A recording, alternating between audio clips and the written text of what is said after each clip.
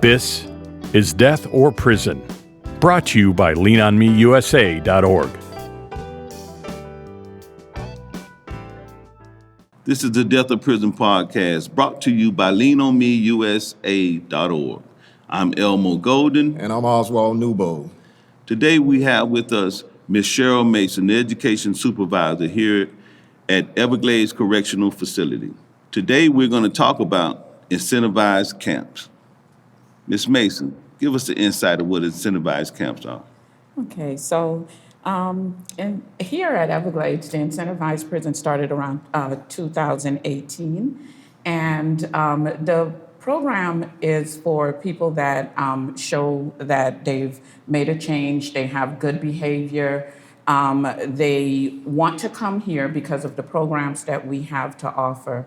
The incentivized prison is built so that we can encourage good behavior, encourage people to want to do better by getting education, getting into betterment programs and different things like that. So Everglades, again, has been around since 2018. In the state of Florida, I believe there's about 4 incentivized prisons here in Florida, and we are the first that came into existence. We know that the incentivized camps, they also help out with safety throughout the administration also.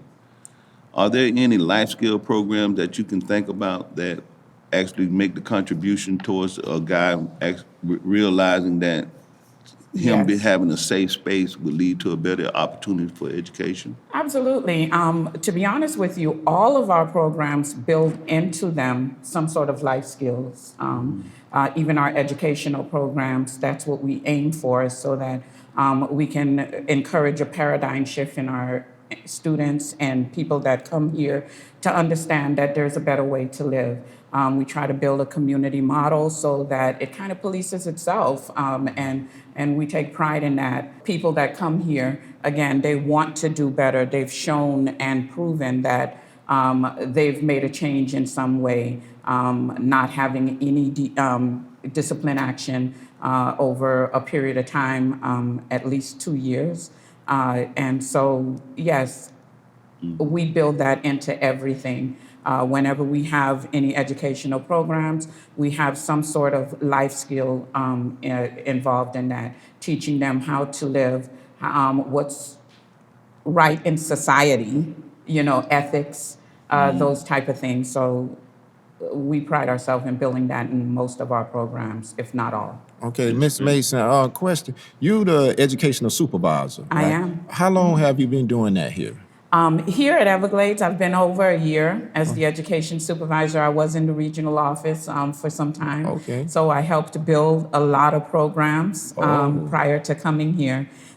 So yeah, it's been a journey being on this side of the fence on a daily basis, and I absolutely love it. Yeah, this the grunt work, as I like to call it. This the Exactly. grunt work, It right? The absolutely boots on the is. ground grunt work. Can you walk me through something? I know there are several programs here. So if I wanted to take something for behavior, what do you offer here in terms of behavior? Can you just list some of them for me? Absolutely. We have anger management classes, so we try to help our citizens understand, how to deal with anger.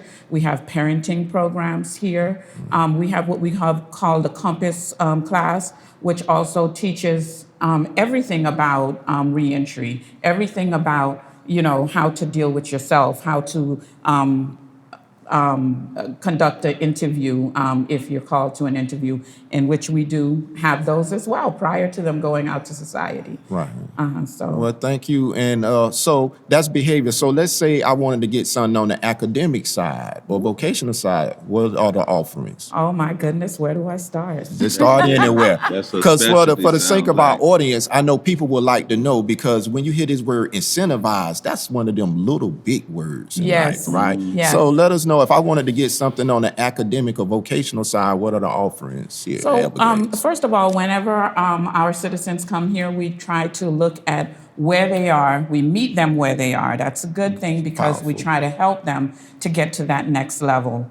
So we have mandatory literacy classes. That's if you come in and I look at your scores and I'm seeing, oh, okay, this person is at a first or second grade reading level, or sometimes not even that. We have literacy programs that we'll put them in. And this is going to start from kindergarten, just teaching them how to read, how to go from left to right, and then we have voluntary literacy programs as well, where our students come in the evening time, and these guys want to get this education. So they're coming in the evening time trying to get better at reading, math, everything educational. Then we go into the adult basic education program. The adult basic education program is, our students that maybe 6th to 8th grade level. They're coming in, they're trying to learn academics, just as if they were in high school, and we treat it as a school. So I call our education building a campus, because we want them to feel like they're coming to somewhere safe to learn and to grow. After they finish and get through our ABE, which is our adult basic education program, we take them into GED. And this is where the magic starts to happen, because we teach them, how to do their math, their science, everything that you can imagine as if it was a high school campus. And then they sit for their GED. We have 4 GEDs each year at a minimum. I actually do GED testing every 6 weeks or so, because I feel the more we test, the more we're going to get. With those success stories and someone leaving here with a GED. I understand that having a GED can mean a difference between about $10,000 in salary just going out to the street. So these things are extremely important to us. It doesn't stop there, but That's great, and I thank you. So something I see going on out in society right now is the opiates. The drugs, opiates. So let's say, I'm quite sure it's maybe somebody in prison that suffered with challenges with drug use. Do y'all have anything to address substance use? Absolutely. We have our GO program, our contractor, that comes in, and we have substance abuse. Sometimes it's mandated, sometimes it's a half a day, sometimes it's a whole day if it's intensive care. So yes, we do. We have drug programs, and we try to focus on that because we understand how important that is. And, it's funny how with the Incentivized program and our reentry programs, we work hand in hand, because I see students come in all the time, and I may see a student that's doing very well, and all of a sudden the decline happens. I can turn my head and just say, okay, he's not working for education. But instead, what I do is I talk to other people and say, this person needs help. They need intervention. I'm not sure exactly what's going on with them. So being in an incentivized prison is we try to work with them so that they get the best of everything. And we really try to change their lives. You used that little big word again, incentivized. So I got to ask this question.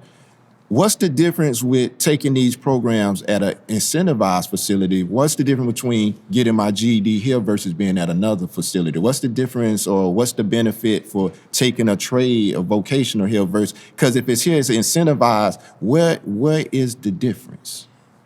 There's a saying, location is everything, right? Being in an incentivized prison, you have more freedoms, okay? There are other prisons in the state of Florida, which I'm sure you've all gone to, where you're not as free to go to an education class because there's all constant lockdowns. There's constant different things that's happening that interferes with the ability to get to class. Being in an incentivized prison also gives you better food, you can talk to our citizens and they'll tell you that eating here and eating somewhere else is totally different. So all of that plays a big part in how open you are and how it helps you to be able to receive education and betterment programs, because you're not dealing with looking over your shoulder and dealing with the violence that happens at some of the other prisons. And we pride ourselves in that. Again, like I said, it's a community. So they kind of police each other because you want to stay here once you get here.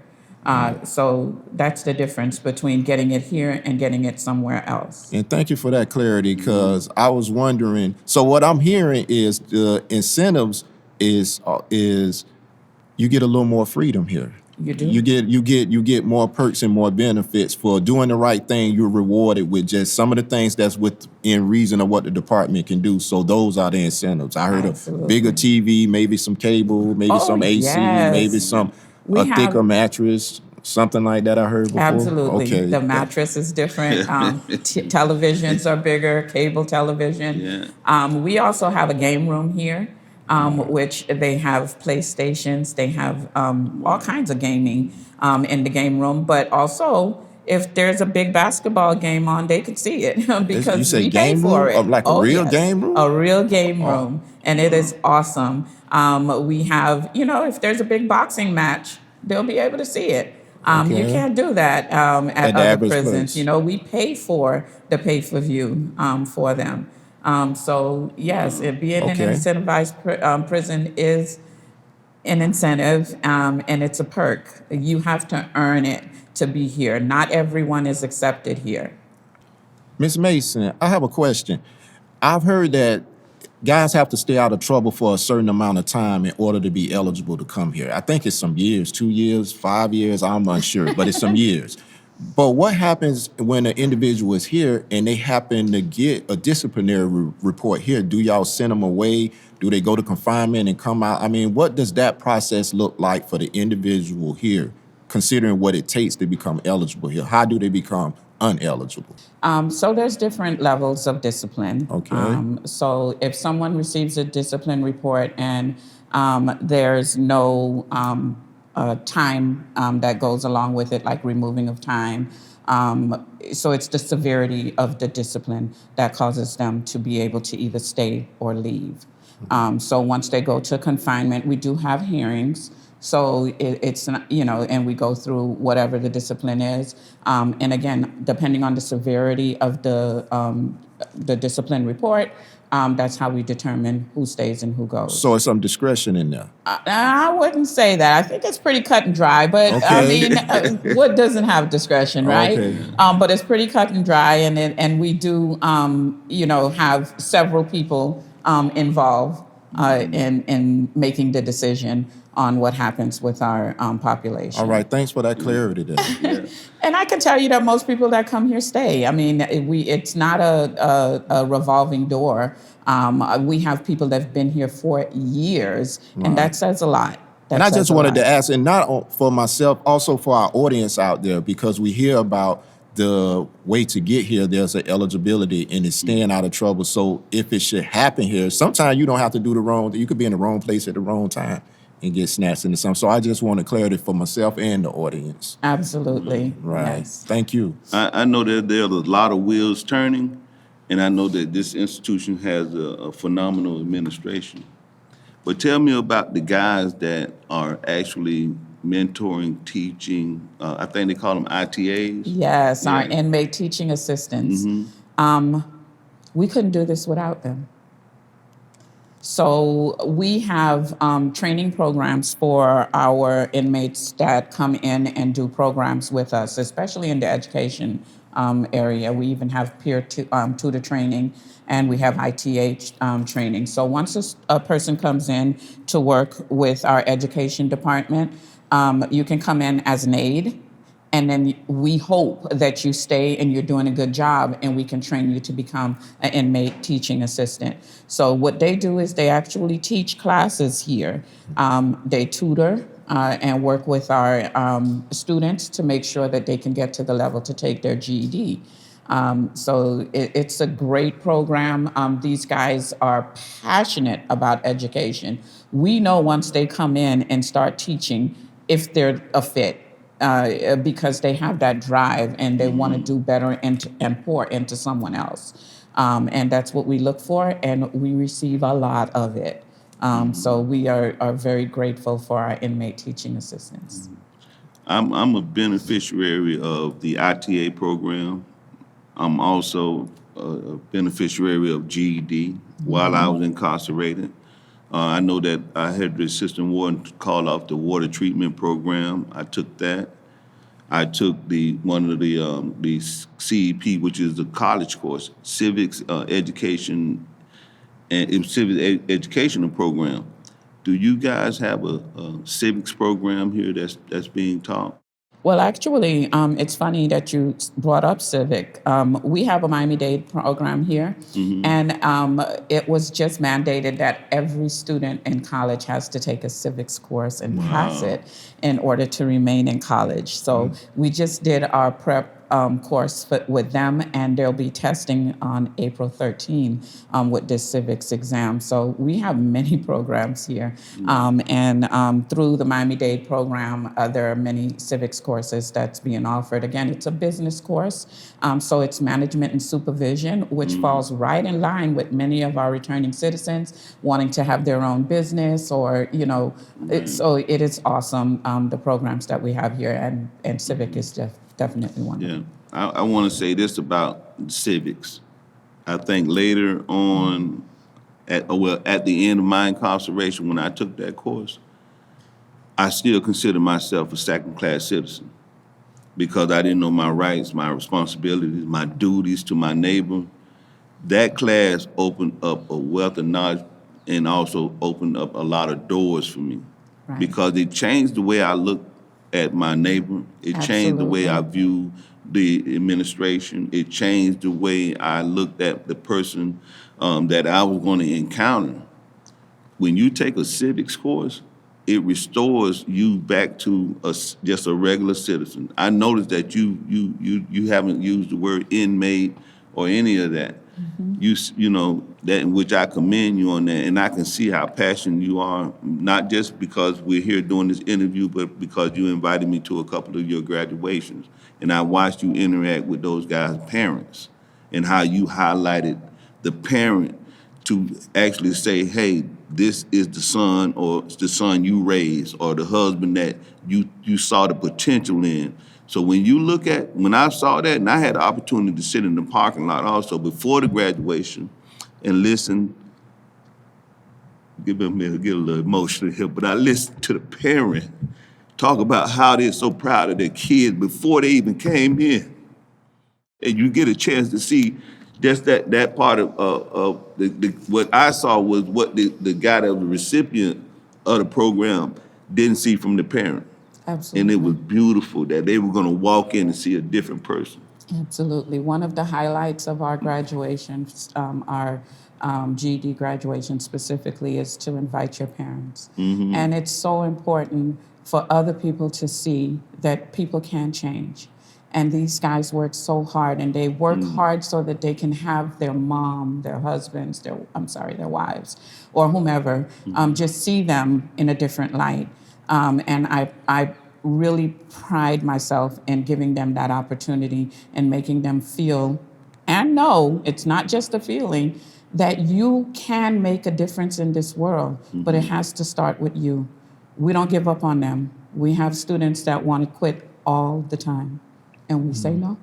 I go to them, I have conversations, call them to my office, and I say to them, if you can't do it for yourself, do it for your children, do it for your wife. And so, yeah, that's extremely important, and thank you so much for noticing that is a big part. And again, that helps build on the inside while they're here as well, because we make them feel like they're human while they're here, because they are, not because we just decided to do so.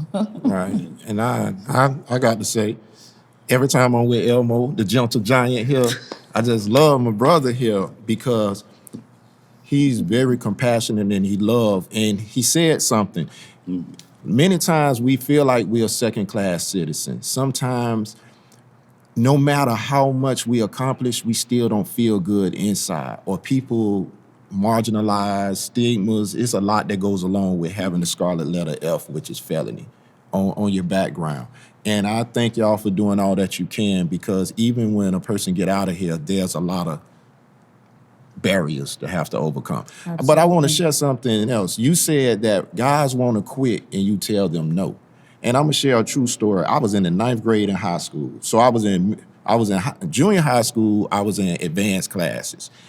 I go to high school, I'm in advanced and in honors classes. So I get in high school and I realize my running crew, everybody having fun, I'm barreled down with books all the time. So I go down to the guidance counselor office, and here go where the trajectory of my life somewhat started to change.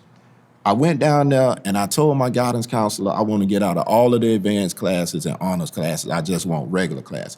And she said, why you want to do that? I'm like, it's just too hard. It's too much for me. I gave every excuse to be able to get out of there. And she told me no.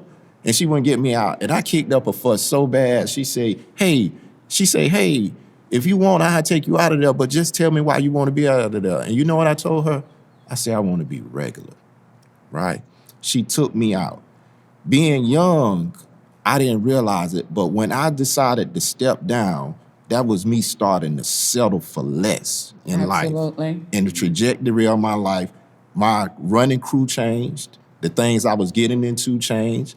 That idle time we talk about, a lot of my life changed, but it started with a decision to settle for less. So when you tell a person no, you never know. You really could be keeping that person on the right track, that the thing they need. Because once we start to settle, that's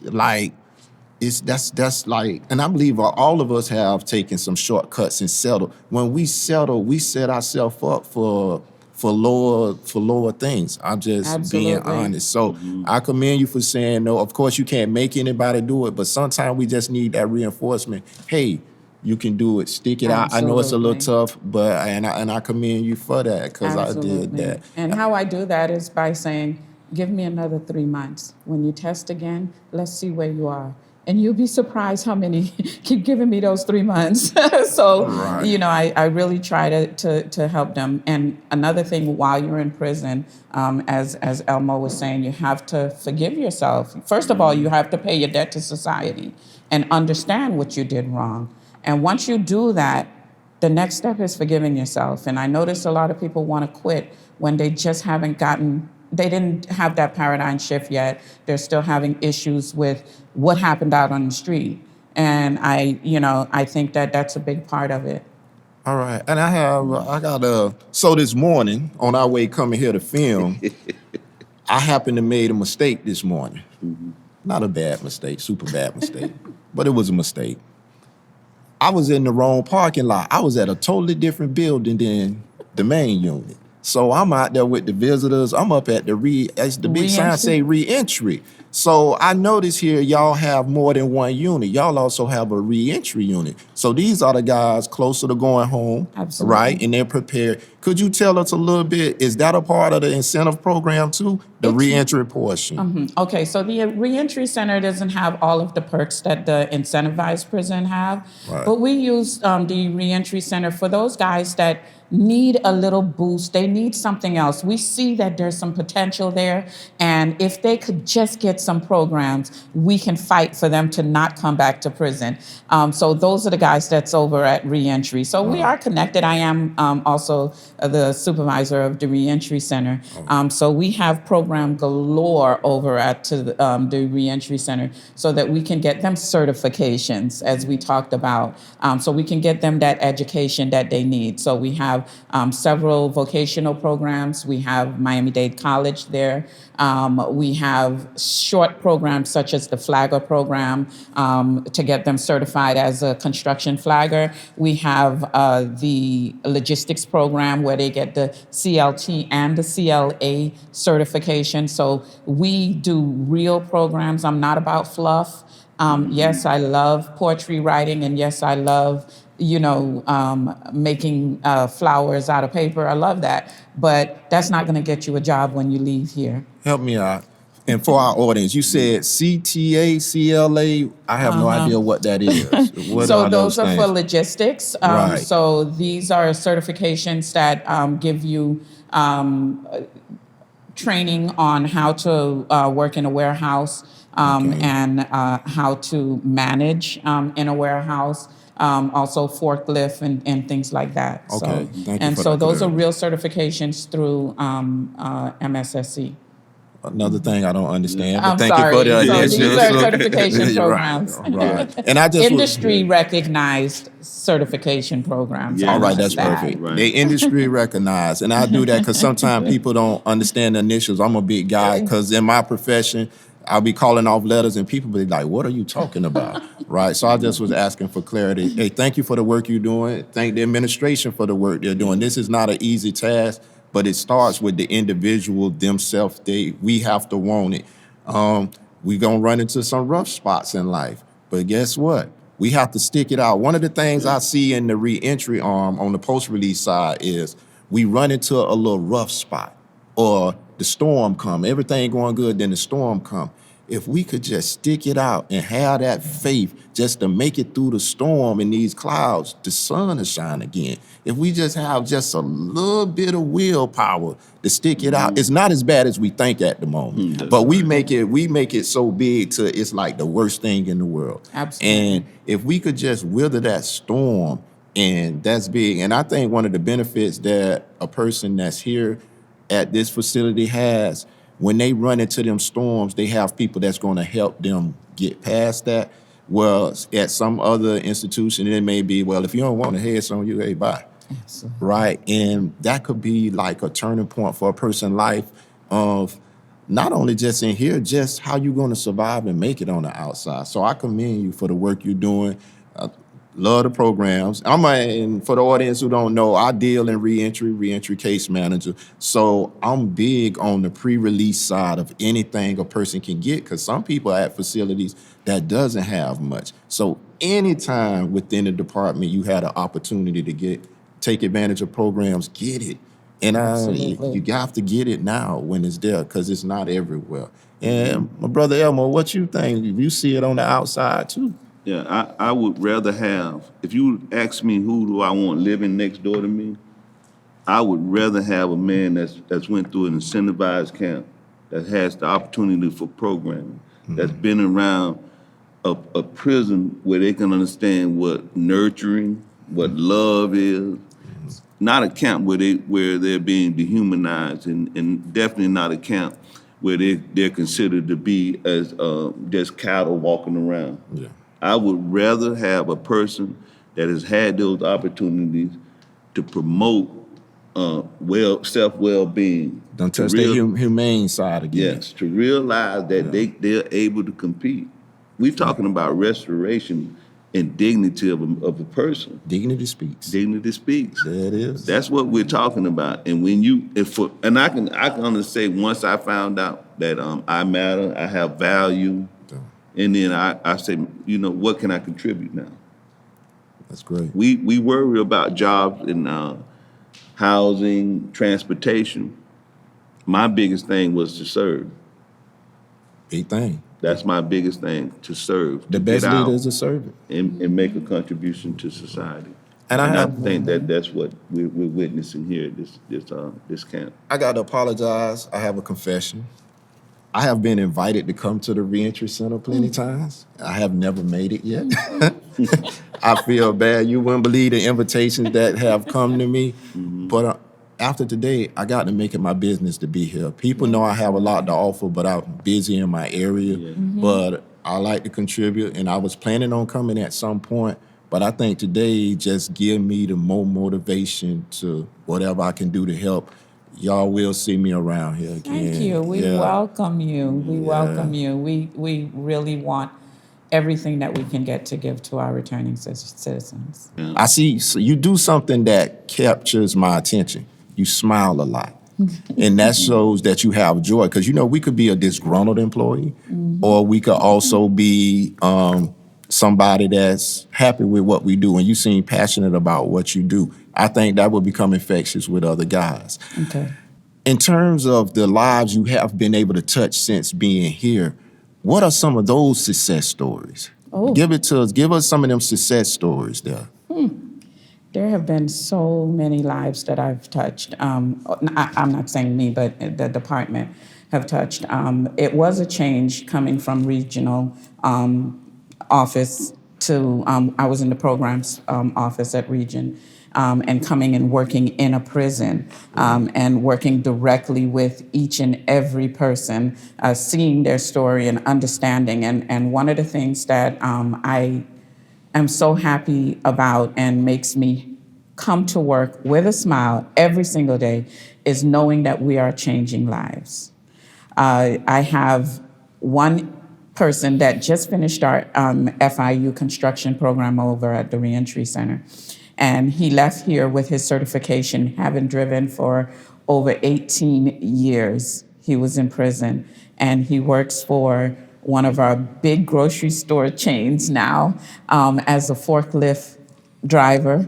And he reached out, writing to one of his friends, and they came over just to tell me how well he's doing and how he's transitioned. And that's just one of many stories that we have here from Everglades. We hear all the time about our citizens that return, and because of all of the work that they did here, and we talk about work ethics when they're in our educational programs, whether they're a student or they're giving back to their community. And it pays off for those that really stick to it. I have one gentleman that left here, finished the barbering program, and sent us pictures of him with his barber license in his uniform with a client sitting in the front of him. And we all know how much money our barbers make out there. So that was amazing just to see that. We have some people that have gotten together and gone to CDL class. We have some CDL training that we do here, but it's just inmate-led training programs. And I say just, but it is awesome. And you have people that's left here that are now working as a CDL driver. And they write back to us, and it just fills my heart to know that we're giving back to the community and it's making a difference. And that's what's important with the work that we do here. And yes, I do smile a lot because I am happy. I have joy within, and I try to share that with everyone, including our returning citizens. And I'm thankful for you because something a part of my testimony, was once we wasn't called ITAs, we were called educational aides. So I had the task or the honor of being an educational aide before when I was in. I also was a facilitator in IOP. So I understand how it is to work with people. And people say, hey, you need to do something with people when you get out because you're always dealing with people. That's why I do the work I do out there right now. And going back to CDL, I was one of the ones that actually took a CDL class on the inside. Then I got out and went and took the driving class. I'm talking about I ran some cones over, you know what I mean? Everybody getting out the way, trailer going everywhere. But I got a Class A CDL, and right now, it helped me out when I got my first job. It helped me out at the city and public works, driving the CDL trucks. I got the Class A. I don't use it now, but I'm gonna tell you what the man at the CDL school always say. He say, you may not use it, but it's like having a $50,000 card in your pocket at any time, that license. Absolutely. Starting at bottom end. Absolutely. So it's a good thing to have in your tool belt. But again, I can't say it enough. I'm overjoyed by all these programs. I'm just like, wow, in my mind, it's not the ones that are taking the programs. It's like, what the ones who are not taking it, what is the motivation or the barrier holding them back? You know, that always just goes through my heart because I want for my brother what I want for myself, and I want good for myself, so I always want good and great for my brother. And I'm just always trying to figure out how could we connect those dots just to give them a little bit of inspiration and some hope, you know. Go ahead, man. Go ahead. One thing that I can pride us with at Everglades, and I see that not only from myself, but my colleagues and everyone in administration, I'll see a gentleman walk by that I've never seen before, and I'll say to him, how come I don't know you? Yeah. And I see other people do that as well, because we can't reach every single person. But when I see a gentleman walk by and he's walking with his back up and walking straight, and I've never seen his face before, I want to know, what have you done while you were here? And if you are leaving, and even if you're not, your quality of life matters. And I need to know, why aren't you in any programs? So that's what we do here. We try to make sure that they are not idle. And if I haven't seen you in my hallways, you're somewhere else. I need to know why. So this is what we do here at Everglades. This has been the Death of Prison podcast. We're here at Everglades Correctional Facility, speaking with Ms. Mason, the educational director. We're talking about incentivized camps and the benefit that everyone can receive throughout the state for having programs like this inside of every institution. This has been the Death of Prison podcast, but we say, choose life.